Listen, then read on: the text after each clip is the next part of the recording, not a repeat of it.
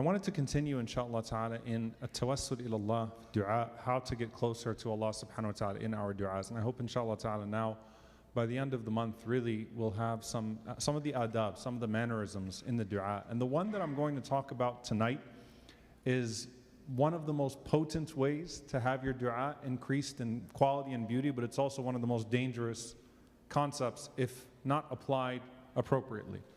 And that is the concept of al-inkisar, to be broken in front of Allah subhanahu wa ta'ala, to idhar al-faqr, to show your poverty, to show your vulnerability, and to speak of it in the capacity of your dua. It's actually pretty dangerous if you do it wrong, but it is very powerful if you do it right. And so I want to give you an analogy actually that I was thinking about, subhanAllah, as we went into ayat al-sajda in Surah al-Furqan.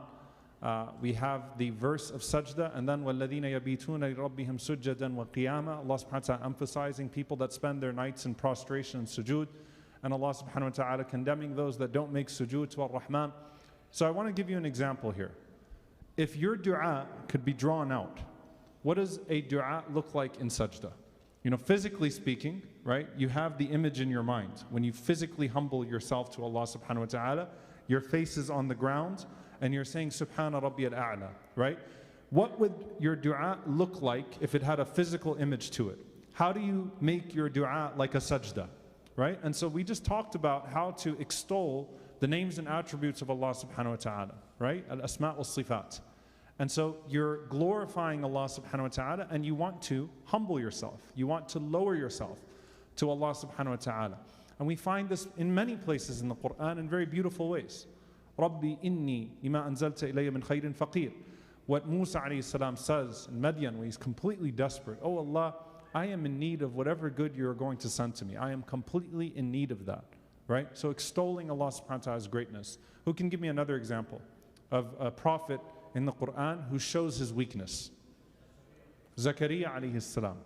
Zakaria alayhi salam and Ayyub alayhi salam. That's exactly what I was looking for. Zakaria alayhi salam. Inni wahana al-'azmu minni washta'ala al-ra'su shayba. Ya Allah, my bones have withered on the inside, my hair has burst with gray. Meaning I am weak on the outside, I am weak on the inside. The age shows to everyone, and what I feel on the inside, you know, right? So weak on the inside, weak on the outside. Ayyub alayhi salam, when Ayyub alayhi salam calls out to Allah subhanahu wa ta'ala, Massani ad-dur, that, oh Allah, I have been struck by hardship. Wa anta arhamur rahimin, and you are the most merciful of those who show mercy. Right? So all he did, literally, was a name of Allah subhanahu wa ta'ala, attribute name of Allah, and idharul abd, idharul hal, to show his weakness to Allah subhanahu wa ta'ala. There's so many things that we have to take into consideration when doing this right, though. Number one, make sure that you mention the blessings of Allah upon you before you mention the hardship that you are in. Okay? If you're going to mention the hardship that you are in to Allah subhanahu wa ta'ala, make sure you first mention the blessings that you have in your dua. Don't go straight to the hardship. Instead, start with the blessings, the things that you're grateful for. Because that's part of the hamd, that's part of the thana part, right? That's part of the thana part. Praising Allah subhanahu wa ta'ala. So praise and thank Allah subhanahu wa ta'ala for the blessings that you do have. And then you go into the part where you talk about your weakness. Number two, the scholars say don't attribute the hardship to Allah. Al-khayru kulluhu biyadayk. Right? All good is in the hands of Allah subhanahu wa ta'ala. وَالشَّرُّ لَيْسَ إِلَيْكَ. And we don't attribute hardship and evil to you. So don't say, oh Allah, you did this to me. Or don't even insinuate that you put me in this bad situation. Attribute the good to Allah. Don't attribute the hardship to Allah subhanahu wa ta'ala, because that would be bad mannerisms in dua. The ulama also mention, when it comes to the blessings of Allah subhanahu wa ta'ala, أَمَّا بِنِعْمَةِ رَبِّكَ فَحَدِّثْ. Speak of the blessings of Allah. Someone asks you how you're doing, you say, Alhamdulillah. You know, here we are, we're in good health, we're in good spirits, Alhamdulillah, everything is going well, Alhamdulillah Rabbil Alameen. Extol the blessings of Allah upon you. Show that gratitude. Spread the spirit of gratitude, right? Look at us, Alhamdulillah, we're living in this situation, that situation, I have nothing to complain about. أَمَّا بِنِعْمَةِ رَبِّكَ فَحَدِّثْ. Right? So speak of the blessing of Allah subhanahu wa ta'ala, not in a boastful way, in a grateful way. But when it comes to your hardships and when it comes to complaining about your situation, إِنَّمَا أَشْكُو بَثِّي وَحُزْنِي إِلَى اللَّهِ. I complain of my hardship and grief to Allah. Okay? So Yaqub alayhi salam gives us that example. He's not complaining to his sons about it and says, and I'm going to go make dua for it too. Right? He's keeping it up, bottled in a healthy way. I actually don't want to use the word bottled. He's channeling it to Allah subhanahu wa ta'ala. Sometimes, of course, people need counseling. Sometimes people need shura. That's different.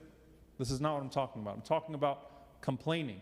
As Ibn al-Qayyim rahimahullah ta'ala said, شَكَوْتَ مَنْ يَرْحَمُكَ إِلَى مَنْ لَا يَرْحَمُكَ. When you complain to other people, it's like you're complaining to the one who shows you no mercy about the one who shows you all mercy. Okay? Allah is the one who shows you mercy. And so when you go complaining to people, it's like you're complaining about the one who shows you mercy to the one who shows you no mercy. Right? No. Keep the hardship and the circumstances. Look, I'm going to take that to my dua. It's a part of my grieving process to Allah subhanahu wa ta'ala. Turn to Allah subhanahu wa ta'ala with that brokenness, with that hurt, with that hardship. And when it comes to the blessings, speak of the blessings of Allah subhanahu wa ta'ala upon you and bring them into your dua. And of course, there's the famous poem of Iqbal, Shakwa, and then Jawab al-Shakwa. I think Sheikh Yasir Burjas speaks Urdu. Can you come do the poem in Urdu, Sheikh? He's not wearing the vest today. When he wears the vest, his Urdu comes out, right? I'm not wearing the vest either, you're right. But the idea of the complaint and the answer to the complaint, right? You bring your complaints to Allah subhanahu wa ta'ala. The ulama also mentions something very beautiful here, which is don't disparage yourself, but mention your desperation. Like if you look at the ways of the Prophet ﷺ in this regard and the prophets, they didn't attack themselves when they were complaining about how hard something was, right? They didn't make themselves unworthy and express self-hatred, right? It was more of just explaining the difficulty of the circumstance. Ya Allah, you see, I'm poor. I don't have anything right now. Ya Allah, I'm hurting. Ya Allah, this person is doing this to me. Inni maghloob, fantasir. I'm overcome right now. Help me overcome, right? I'm feeling overcome. Help me overcome. But don't disparage yourself and start attacking yourself in dua. Because that sinks below what Allah subhanahu wa ta'ala wants of you. Allah Azza wa Jal does not want to humiliate you. Allah wants to honor you with this dua. Right? So don't disparage yourself, but mention the desperation that you're in. And I know it's a fine line between the two, but what you really find from the prophets and from the dua of the Prophet ﷺ is that the prophets mention the circumstance being difficult, not themselves being inherently unworthy or evil or something of that sort. Like, I deserve this, I had this coming to me. No. Ya Allah, I'm suffering from this, I'm suffering from that. Not, it must be the sin I committed 5 years ago that you still haven't forgiven me for, which is why I'm under this cruelty. Right? Don't disparage yourself. I never deserved this good. No, don't disparage yourself. Mention the hardship of the circumstance that you're in, but don't disparage yourself. The next thing that the scholars mention in this regard is that as you complain to Allah subhanahu wa ta'ala, don't condition the alleviation of the hardship with worship, or condition your worship with the alleviation of hardship. There are certain ways that this can go wrong. One of them is, oh Allah, if I persist in this situation, then I'm going to do this in a bad way. Like if I stay in this way, I'm going to have no choice but to commit this sin, and I'm going to do this, and I'm going to hurt myself or hurt this person or do this or do that.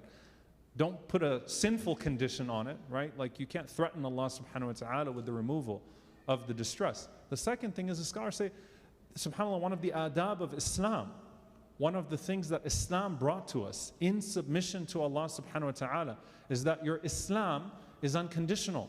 So you say, Ya Allah, if you lift this, then I'll start doing this, and that. No, you should have started doing this, and that anyway. Right? So don't sit there and put conditions on, I'll start praying regularly. I'll start doing this. I'll start wearing this. I'll start fulfilling this obligation. I'll leave off this sin. You should be doing that regardless, right? Because what you're insinuating in that situation is that Allah has not given you enough already for you to fulfill an obligation or to quit a sin. So don't attach these conditions to it. Allah does not need them. They don't make your dua more potent, nor do they make you more praiseworthy in the sight of Allah subhanahu wa ta'ala.